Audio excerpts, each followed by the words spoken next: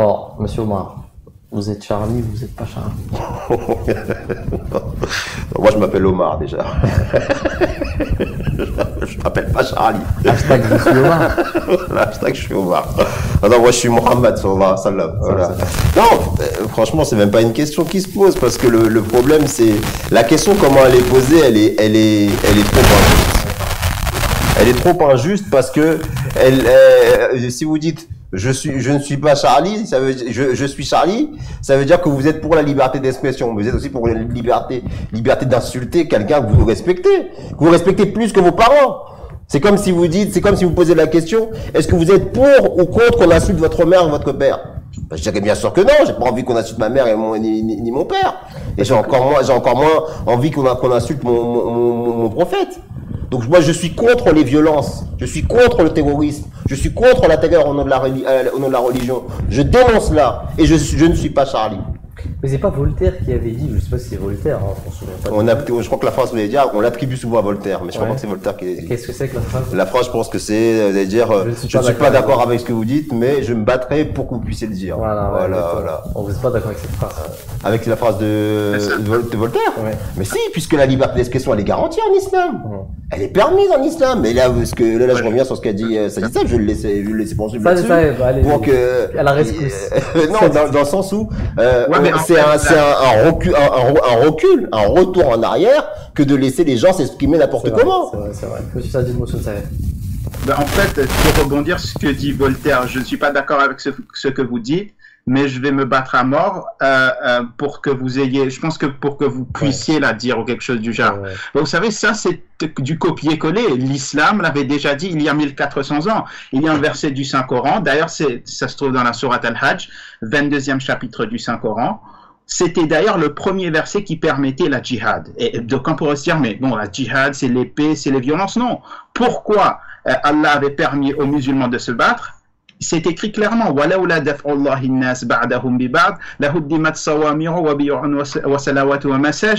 que si Allah n'avait pas donné la permission aux musulmans de se battre il y a 1400 ans, si le saint prophète Mohammed sallallahu alayhi wa sallam n'avait pas élevé l'épée contre les oppresseurs, alors dans ce cas auraient été détruits les synagogues, les cloîtres, les églises et en dernier lieu les mosquées, ce qui signifie que les musulmans déjà depuis 1400 ans ils prônent la devise selon laquelle ils s'imposent le devoir de se battre contre un oppresseur qui cherche à éradiquer non seulement l'islam mais toutes les religions de sorte à garantir que le juif puisse prier dans sa synagogue, que le chrétien puisse prier en toute quiétude dans son église et à tout celui qui veut prier dans son mandir ou dans n'importe quel lieu de culte de s'atteler en toute quiétude, en paix et au culte de Dieu. Très bon point, il est chaud aujourd'hui, monsieur Sadid Moussoun Saïd.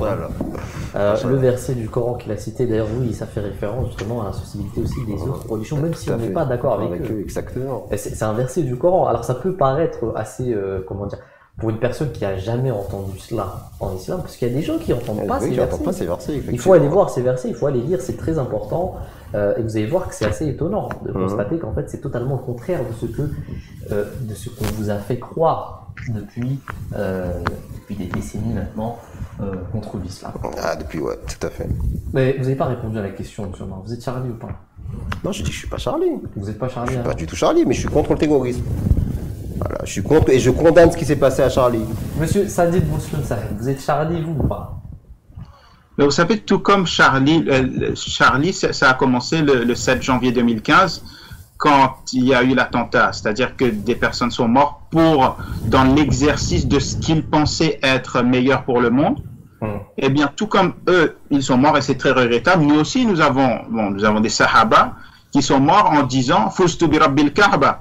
Par le Seigneur de la Kaaba, j'ai réussi. Alors qu'ils gisaient dans une mare de sang, ils souffraient et qu'ils mouraient dans cet état. Des gens qui furent ligotés et leurs mains coupées un par un au début de l'islam, également parce qu'ils prenaient une devise qu'ils croyaient être le meilleur pour le monde. Et moi, je vous dis très précisément que la devise qu'ils prenaient eux, il m'est plus cher que la devise que prône Charlie Hebdo.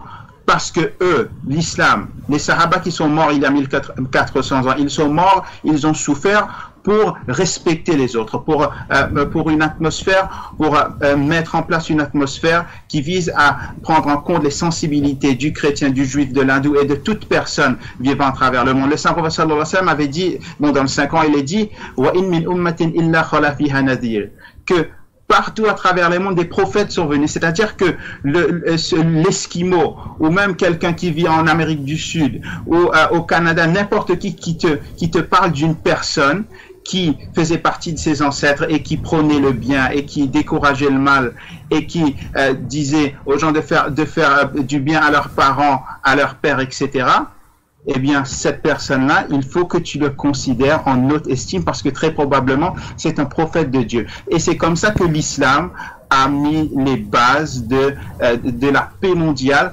Et c'est pour cette raison que je vous dis, et ça, je vous le dis, c'est quelque chose que je pense vraiment, l'islam est la seule religion au monde, l'islam tel que compris par la communauté musulmane ahmadiyya est la seule idéologie qui est capable d'amener la paix mondiale.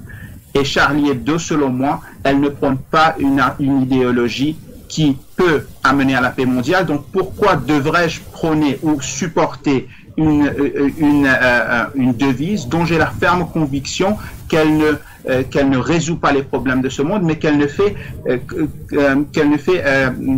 qu'augmenter les problèmes que font face au monde et détériorer les êtres. Donc en fait, si c'est ça, en somme. Et je veux aussi rajouter ici une chose, que c'est très bien de faire le parallèle entre les martyrs de l'islam.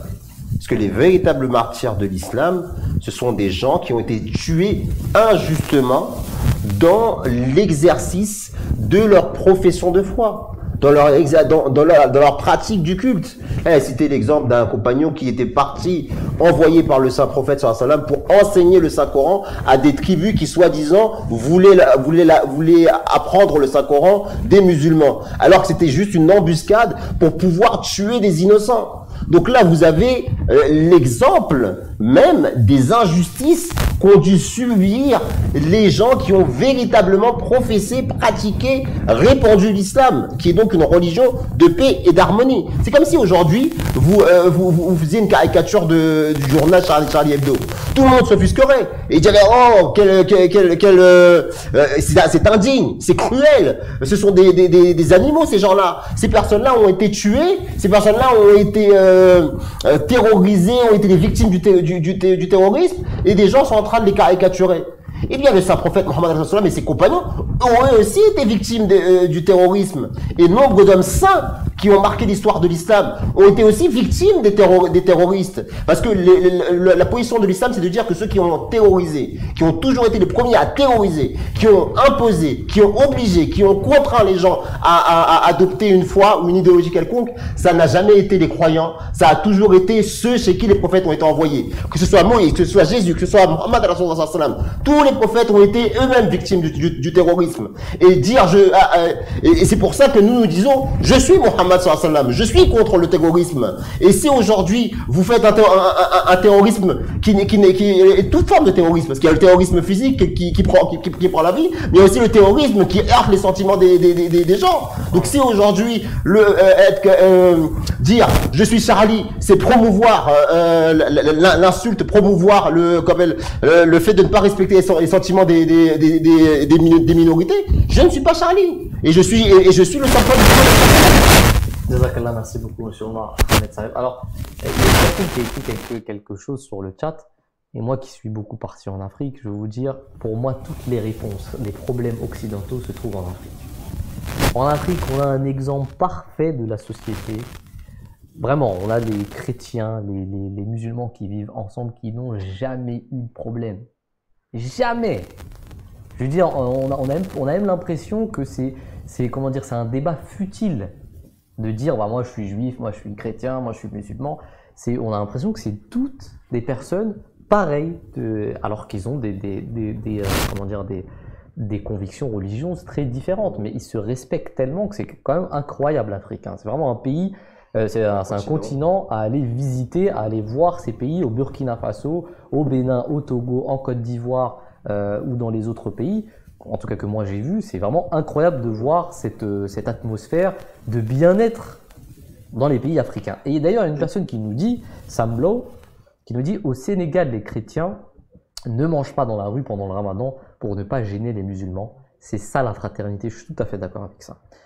Alors on a une personne qui s'appelle Kaïd